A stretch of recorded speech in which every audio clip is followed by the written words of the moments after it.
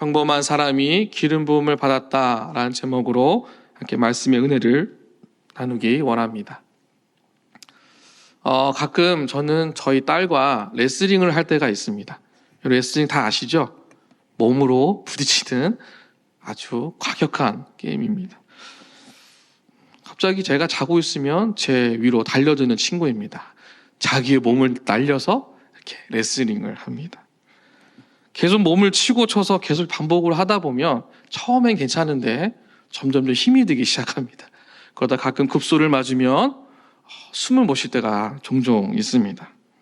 참 아파요. 근데 아프면서 제가 느끼는 게 뭐냐면 얘가 많이 컸구나. 첫 번째가 그거, 두 번째는 힘이 세졌구나. 그거를 느끼게 됩니다. 근데 여러분, 그렇게 레슬링을 할 때 제가 아빠잖아요. 근데 제가 자녀를 이기려고 발버둥을 칠까요? 어떻게 생각하세요? 제가 제 자녀를 이기려고 이제 교육 6살짜리인데 걔를 이기려고 막 힘을 쓰면 이게 아빠일까요? 아닐까요? 그렇죠? 제 자녀를 이기려고 저는 사력을 다하지 않아요. 그냥 맞고 있죠. 근데 느끼죠. 이 아이가 컸다라는 것. 아프긴 한데 이 아이가 많이 컸다라는 것, 그래서 내가 지금 아프다는 것, 근데 이것이 나에게 감사가 된다라는 거예요. 갓난아이가 크게 성장한 것이 기쁘고 즐겁다는 것을 몸으로 느끼기 때문에 너무나 감사하다라는 것이죠. 여러분, 그런데 하나님 아버지도 저와 여러분이 주님과 씨름하듯이, 레슬링 하듯이 부딪히고 싶으신 거 아십니까? 하나님 아버지도 저희가 주님 앞에 씨름하듯 기도하고 발버둥 치며 죽기를 걸어가는 그 과정을 보기 원하신 줄로 믿습니다. 하나님께 부르짖으며 나아가는 그 기도의 현장을, 또 예배의 현장을 날마다 사모해서 부딪히고 또 부딪히고 또 나아가고 또 나오고, 그렇게 반복적으로 주님과 함께 교제하며 나아가는 그 순간을 우리 하나님도 원하실 거예요. 그리고 말씀하시겠죠. 많이 컸구나. 많이 성장했구나. 건강하구나. 이제는 흔들림 없이 살아가고 있구나. 더 이상 넘어지지 않고 있구나. 나와 함께하고 있구나. 이와 같은 은혜가 주님이 우리 바라볼 때 원하지 않으실까요? 내 이웃을 내 몸과 같이 살아가기 위해서 레슬링 하듯이 열심을 다하고 교회를 벗어나자마자 만나는 세상에서 씨름하듯이 부딪히고 몸부림칠 때 쉽게 넘어지지 않은 그 단단한 믿음이 생겨서 이제는 신앙의 근육이 강해져서 흔들리지 않고 말씀을 살아내는 것, 이것을 우리 주님 아버지도 보기 원하신 줄로 믿습니다. 그래서 여러분, 우리가 유명하지 않아도 평범한 나 자신이 믿음의 선한 싸움에서 강해지고 단단해지는 은혜가 우리 안에 있기를 간절히 소망합니다. 오늘 본문에 이와 같은 평범한 청년, 하나님 앞에 나아감으로 전혀 다른 삶을 시작하는 한 청년이 등장을 하게 됩니다. 그 청년 이름은 사울인데요. 이 청년이 왕으로 기름 부음을 받게 되는 장면이 오늘 본문의 전체적인 내용으로 보시면 됩니다. 그런데 앞선 사무엘상 9장의 내용을 잠시 살펴볼 필요가 있는데요. 이 9장의 내용을 잘 살펴보면 사울의 아버지가 암나기를 잃습니다. 그때 당시 암나기는 굉장한 재산적 가치를 가지고 있어요. 짐을 실을 수도 있고 여러 가지 일을 감당할 수 있는 아주 큰 재산이에요. 이걸 잃어버린 거예요. 그래서 이 아들인 사울이 이 암나기를 찾으려고 헤매이게 됩니다. 제가 지금 말씀드린 9장의 내용입니다. 헤매이게 되는데 암나기를 찾았을까요? 못 찾았을까요? 못 찾습니다. 찾지를 못해요. 그러던 중에 사무엘을 만나게 됩니다. 사무엘을 만나게 되고, 그런데 사무엘은 이미 사울이 오기 전에 하나님께서 사무엘에게 말씀하셔서 사울이 올 것이라는 걸 이미 알고 있었어요. 베냐민 땅에 사는 한 사람이 올 것이니 그 사람을 지도자로 삼으라라고 말씀하신 것을 사무엘은 이미 알고 있었어요. 그렇게 사울과 사무엘이 만나게 됩니다. 그렇게 만나고 식사를 하고 교대를 하고 있다가 하루가 지나요. 하루가 지나고 아침이 되었을 때 갑자기 이 두 사람이 길을 걷기 시작합니다. 그게 어디 나오냐면 9장 27절에 나오는데요. 9장 20절을 보시면 성읍급 아무도 없는 단 둘이 있는 길가에 선이라 라고 되어 있어요. 사환을 앞서 보내고 그 성읍 끝에 둘이 남게 된 거예요. 단둘이 있는 그 길가에 잠깐 서 있으라. 내가 하나님의 말씀을 내게 들려주리라 하리라 라고 말씀을 합니다. 그렇게 둘이 만나서 기름을 붓는 장면이 등장을 하게 되는 것이죠. 그게 오늘 저희가 읽은 본문의 1절의 내용입니다. 그러니까 스토리가 있는 것이죠. 그 둘이 있는 상황 속에서 단 둘이 많은 사람들이 바라보고 있는 상황에서 기름 부은 것이 아니라 아침에 단 둘이 길을 걷다가 그렇게 이야기를 하고 갑자기 머리에 기름을 붓게 되는 거예요. 그게 1절이 나와 있는데 함께 같이 1절을 다시 한번 읽을까요? 1절 같이 읽겠습니다. 시작. 이에 사무엘이 기름병을 가져다가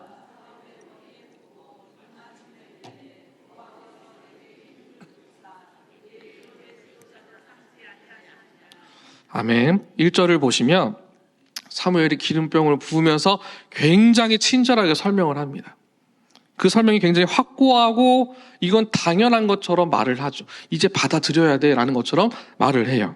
내게 기름을 부으사 그의 기업의 지도자로 주님이 삼지 아니하셨느냐라고 오히려 질문을 하고 있는 거예요.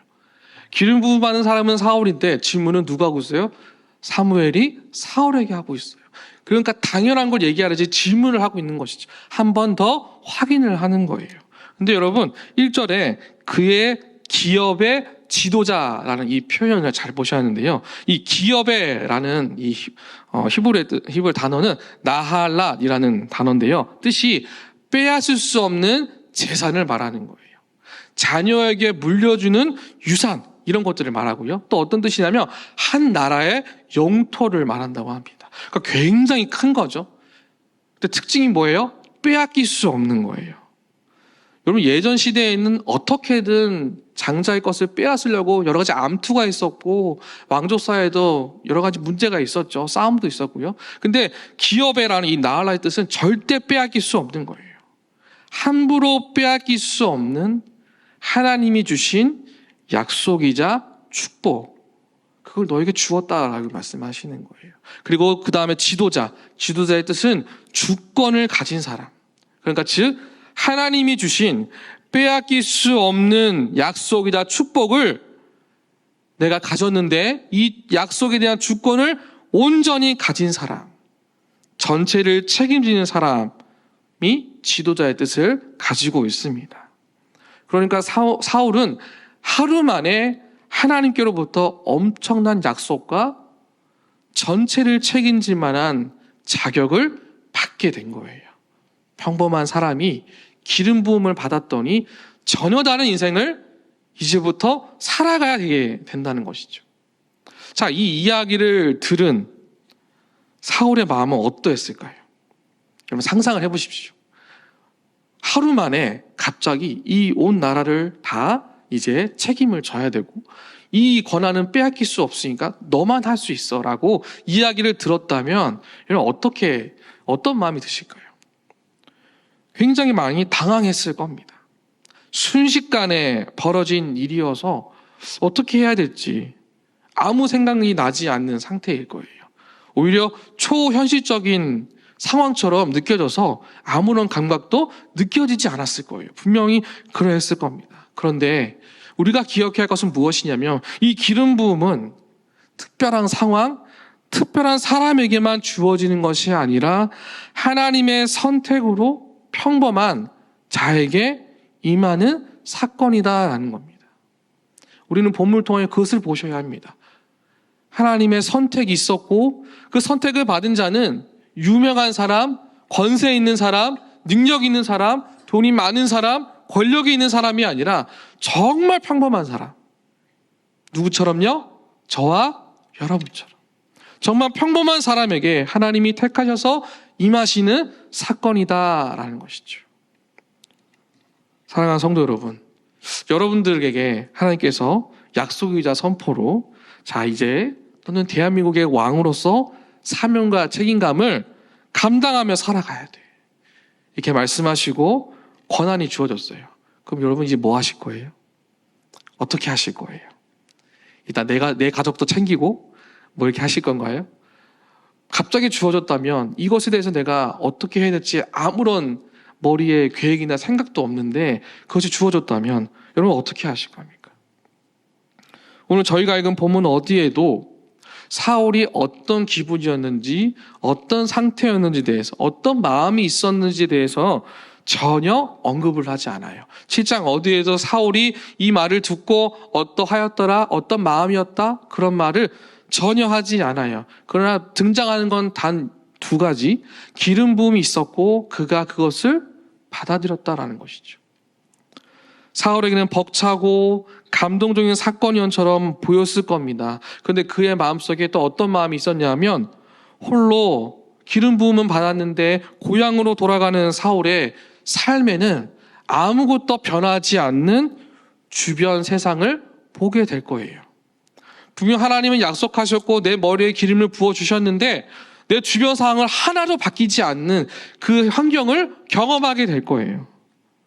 그냥 똑같은 일상, 평범한 일상, 똑같이 살면 되겠네. 그냥 평범하게 살아가면 되겠네. 그냥 그랬던 것처럼 살아가면 되겠지라는 유혹도 그의 마음에 있었을 겁니다.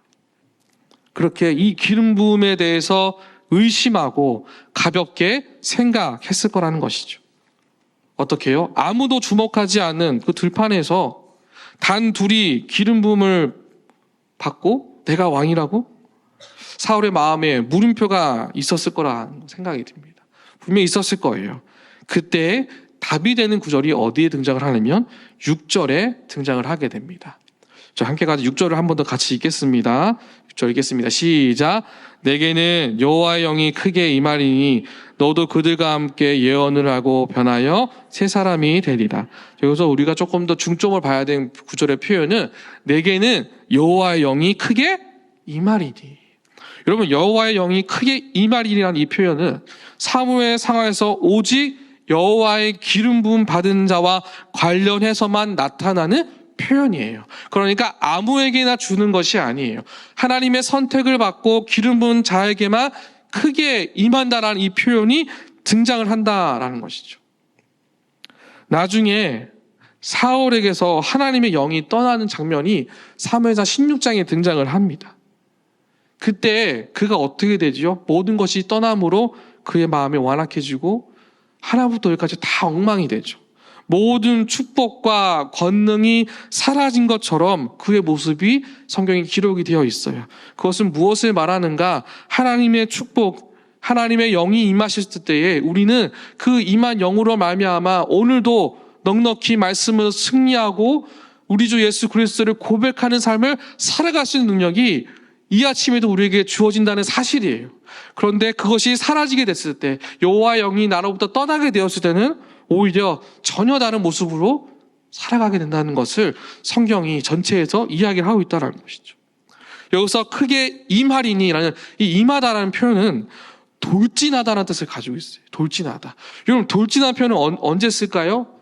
우리가 왜 투 같은 걸 하면 소가 투사에게 돌진을 하죠. 그렇죠? 축구 선수들이 공격을 할 때 돌진하듯이 빠르게 달려가죠. 돌진한다는 건 그냥 걸어가는 것이 아니에요. 온 힘을 다해 달려가는 거예요. 이 모습은 마치 삼손이 싸우는 장면에도 이 표현이 등장을 하게 되는 겁니다. 그렇게 하나님의 영이 돌진하듯 영웅의 전투에 활력을 불어넣는 것처럼 폭발적인 힘의 급증으로 그 영을 경험한다라는 것이죠. 그것이 사울에게 지금 임하고 있다라는 거예요. 사랑하는 성도 여러분, 저와 여러분에게도 이와 같은 하나님의 기름 부으심으로 하나님의 영이 크게 임하는 역사가 함께 하시기를 주님의 이름으로 축복합니다.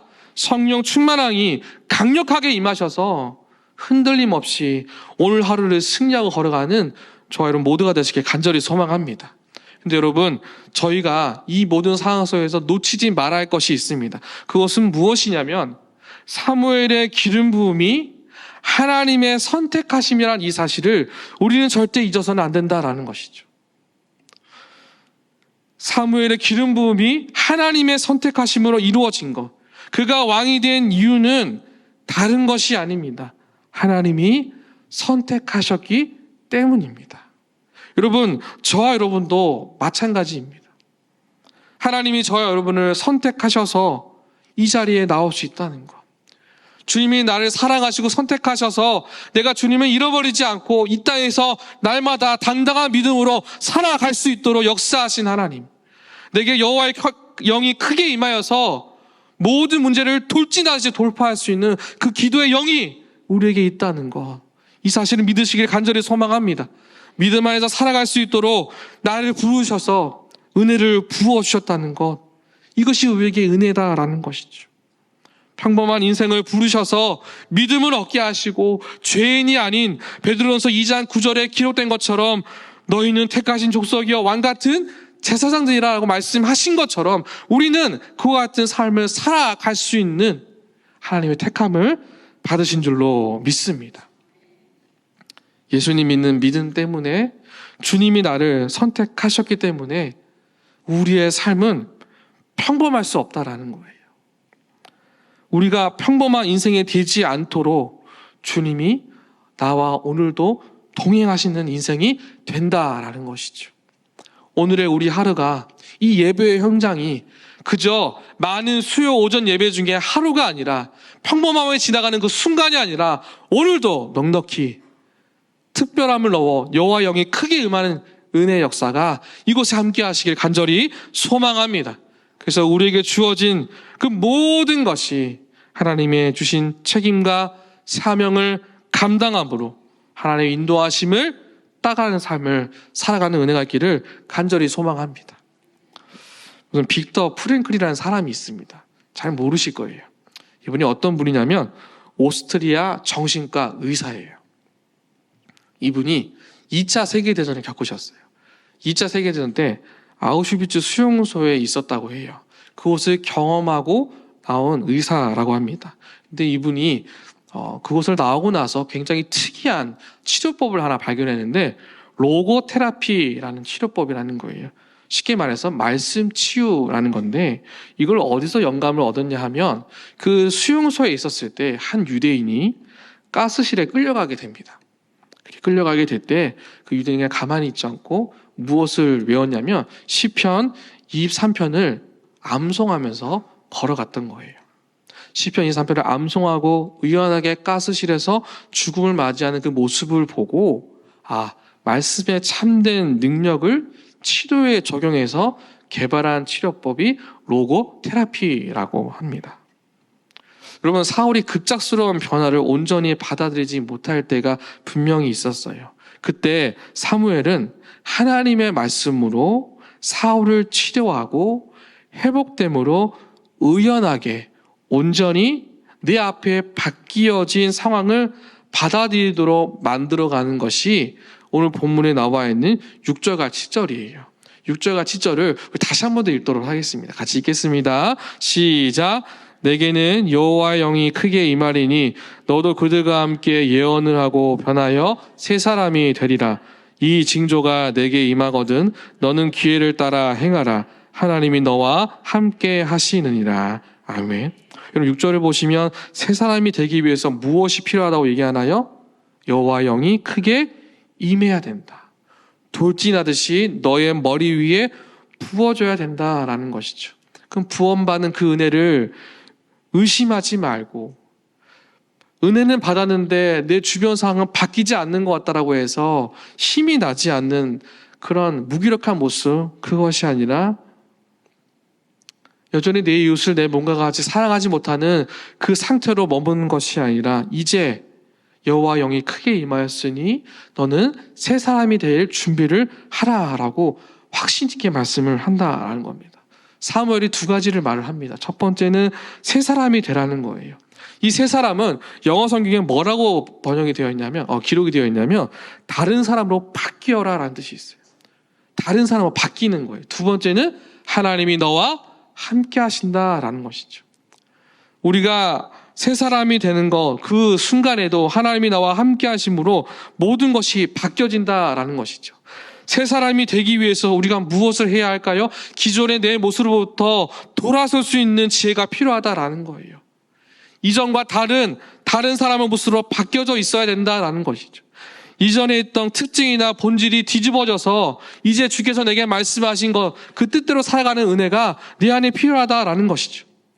변하여 새 사람이 되라는 이 말, 이 새 사람은 이시아헤르라는 다른 사람의 의미를 가지고 있어요. 그러니까 사울은 이전과 다른 완전한 사람이 되어야 한다라는 것이죠. 어떤 사람이요? 왕으로서 필요한 기질과 능력을 갖춰야 된다라는 거예요. 여러분, 왕이 어떤 사람인가요? 눈치 보는 사람인가요?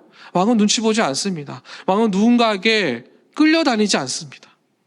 끌려다니고 우유부단하고 그런 모습이 아니라 당당하고 온전하게 주께서 내게 허락하신 귀한 약속을 붙잡고 살아가는 사람이 새 사람으로 바뀌는, 그 하나님의 영이 크게 임한 사람이다라는 것이죠. 사랑하는 성도 여러분, 저희에게도 마찬가지입니다. 하나님께서 매 주일마다 예배를 통해 부어주시는 그 은혜의 선포는 평범한 저와 여러분을 택하셔서 다시 이 땅 가운데 기름 부는 자로 보내시는 하나님의 역사인 줄로 믿습니다. 그때 여러분, 우리의 모습이요, 우유부단하고 끌려다니고 내게 주어진 말씀에 대해서 확신하지 못하고 의심하는 모습이 아니라, 하나님, 내가 오늘도 이 말씀 붙잡고 내가 승리하겠습니다. 어떤 어려움이 와도, 나를 가로막는 것들이 찾아와도 내가 넉넉히 이기며 살아가겠습니다는 믿음의 결단으로 걸어가는 온전한 예배자의 삶을 살아가도록 주님은 우리를 기름 부으셨고 택하셨는데 다시 보내신다는 거예요. 여러분, 부르심은 보내심의 시작이다라는 겁니다. 보내실 때 하나님의 뜻은 끌려다니는 것이 아니었습니다. 이리저리 방황하는 신앙의 모습도 없었습니다. 믿음을 감추고 가끔 내 믿음을 꺼내는 것, 그것도 하나님의 택하심, 보내심의 뜻에는 전혀 없었습니다. 혹시 우리가 그렇게 바꿔가진 않으셨습니까? 주께서 내게 주신 귀한 은혜가 있음을 내가 믿고 살아가는데 혹시 내가 감추고 이것을 가끔 꺼내들고 혹시 그러진 않으셨나요? 믿음의 굳건함이 있는데 세상으로부터 끌려다니는 내 모습이 있진 않으셨습니까? 이제 그렇다면 오늘부터 다시 여호와 영이 크게 임함으로 우리가 당당하게 날마다 왕 같은 그런 권한과 자격을 가진 예배자로서 서 있는, 그래서 언제 어디서든 기름 부은 자답게, 은혜를 경험한 자답게 살아갈 수 있는 그 은혜가 이 아침에 함께 하시기를 간절히 소망합니다. 여러분, 다른 사람으로 변하는 것은 지금 당장 다 바꾸라는 것, 그것이 아니에요. 다 버리고 다른 사람이 되라는 것이 아니라 지금 내게 주어진 것에서 새로운 역할을 감당할 수 있는 능력을 갖추라는 거예요. 새 사람이 된다는 건 내 안에 죄된 모습으로부터 내가 새 사람으로 거듭나서 이제 새롭게 역할을 감당할 수 있는 능력과 자격을 가지라는 것이죠. 그것이 무엇일까요? 예수님을 사랑하고 그 계명을 지킴으로 무엇을 구하든지 무슨 일을 만나든지 선한 것을 나타내는 능력, 그 말씀의 능력을 오늘 이 아침에 사모하며 걸어가는 저와 여러분 모두가 되시길 간절히 소망합니다. 말씀을 맺겠습니다. 사랑하는 성도 여러분, 평범한 나에게 기름을 부으실 만한 선택을 하신 이유는 저와 여러분이 우리가 의미 없는 존재가 아님을 알도록 이끄시는 하나님의 계획인 줄로 믿습니다. 하나님의 택함이 있는 줄로 믿습니다. 오늘 이 아침에 이와 같은 택함 받은 하나님의 백성 된 모든 자들 가운데 평범한 자가 새롭게 거듭남으로 하나님과 함께 날마다 걸어가는 기회가 복된 삶을 아름답게 시작하는 저와 여러분 모두가 되시기를 주님의 이름으로 축복합니다.